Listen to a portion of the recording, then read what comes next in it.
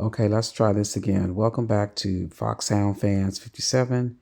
Copper's been taking a nice, cozy nap with his frisky, overly energetic self. He's taking a nap.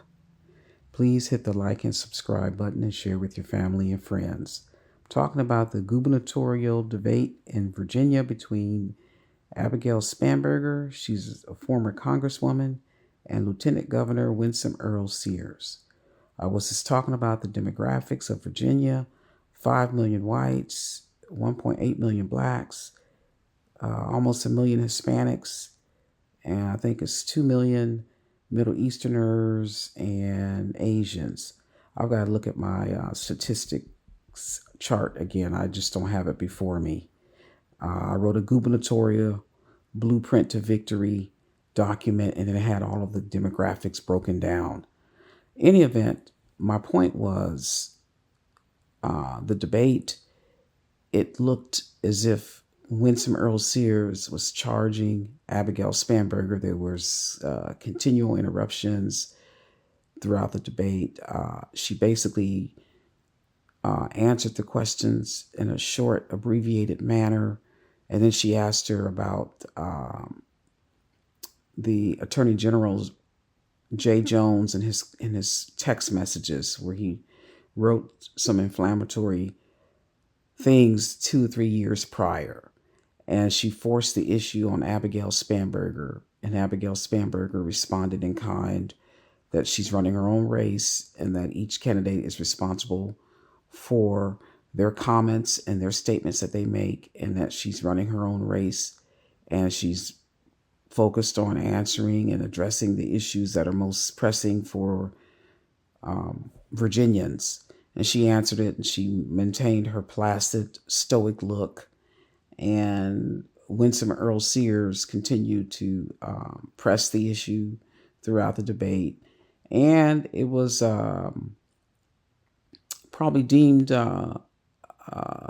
lack of adhering to protocol and following the rules and all of that stuff. But I think it was a brilliant campaign strategy because she forced the issue.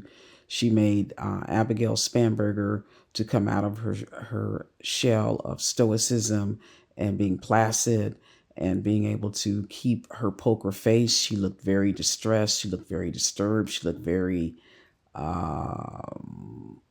troubled. And that's what she wanted. And it appeared young people at George Mason University, one of the young people that they basically interviewed for his comments on the aftermath of the debate, he indicated that yes, Winsome Earl Sears appeared more honest.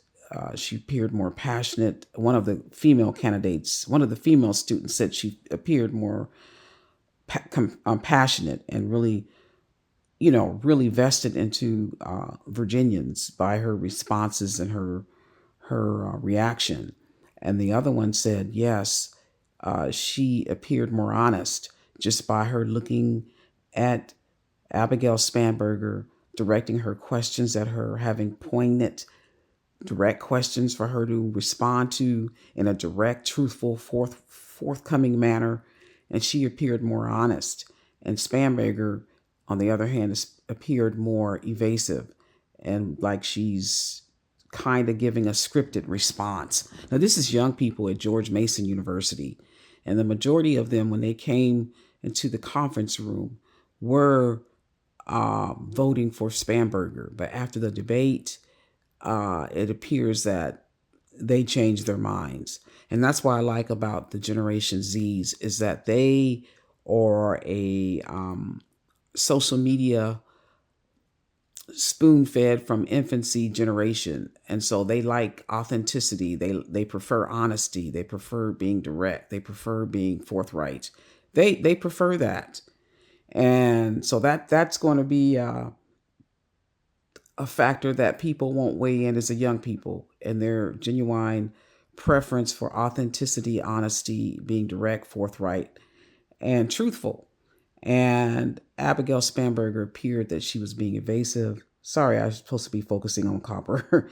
She appeared to be being evasive and not really looking at her opponent and discussing the issues. She just looked straight forward into the camera. She didn't respond in many instances because the questions weren't coming from the moderator. They were coming from Winston Earl Sears directly. So she's like, I'm not responding to this. This is coming from the moderator.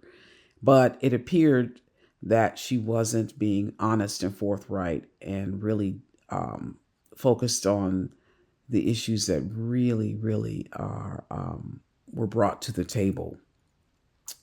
I know many times she was interrupted. It was hard to hear her responses. It was hard to hear her responses in full detail and from the beginning to the end because she was being continually interrupted. So I'll give that as a credit on her side.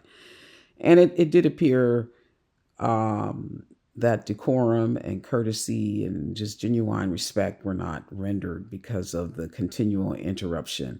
And like I said in the previous video, debate 101, the rules are when someone has the floor, you allow them to have the floor and have their time to say their point, and then you're writing down what you disagree with or what is an area that you can pretty much come back and address with more facts or more information or more insight. And that's how debates generally are ran. And this wasn't ran with decorum at all. But I do feel that knowing the composition of a lot of the voters, the majority of the white population, which is 5 million, 1.8 million blacks, almost a million Hispanics. I would say the demographics of the whites, I don't know what they are, but if a lot of them are Scots or Irish or Scots-Irish, I think they liked the brash fighter countenance of Winston Earl Sears. As you've heard of the stereotype, fighting Irish and Scots are as tough as nails, and they were always fighting against England until England had to unite them under the banner because they were going to overtake England if that weren't the case. So I think they appreciated her fighter spirit and the fact that she was honest and forthright, and you knew where she stood. I think Spanberger was more evasive and more stoic, and it was hard to really get an understanding of really where she stood. Was she just saying what she thought her voters or her constituents or those she wanted to win over as constituents wanted to hear, or was she stating how she really felt on the issues? And that's where the line was drawn. I think one appeared stoic and evasive, and another appeared driven, combative, maybe in a way. I hate to say that word, combative, but really driven, but really forthright and honest, and you knew where she stood. And so in the context of Virginia, I believe that works. In the context of being in Kansas or Iowa or some Midwestern state that has a heavy German population, I don't think that would have worked. And so that's my overall appraisal of the debate. It was high-spirited. It was exciting. It was up there in the, in my opinion, being a female, it was a Super Bowl football debate. I mean, a Super Bowl debate, in my opinion, just like the Super Bowl Sunday, where all the men gather and they drink beer and they have their favorite snacks and they watch their favorite team square off. It was up there in the celestial heavens, in my opinion, as being on par with the Super Bowl debate, Virginia's Super Bowl debate. And I also liken it into a soul food. I'm going to liken it into a food category. Abigail Spanberger was bland, bleached flour, Wonder Bread, and Winston Earl Sears was jalapeno, Cracklin, cornbread. Now that's a Southern thing. You got to understand what Cracklin bread is. That's a Southern thing that black people on Southern plantations would prepare. It's called Cracklin bread. And it would be cornbread mixed with crackling meat, which is some type of pork skin, fried really hard. And then you put some jalapenos in there. And then you have jalapeno crackling cornbread versus white bland Wonder Bread. That was the debate in terms of food, in terms of a food analogy. And that's my appraisal. Thank you for tuning in. And Copper was able to listen as well. He seems bored to shreds. But anyway,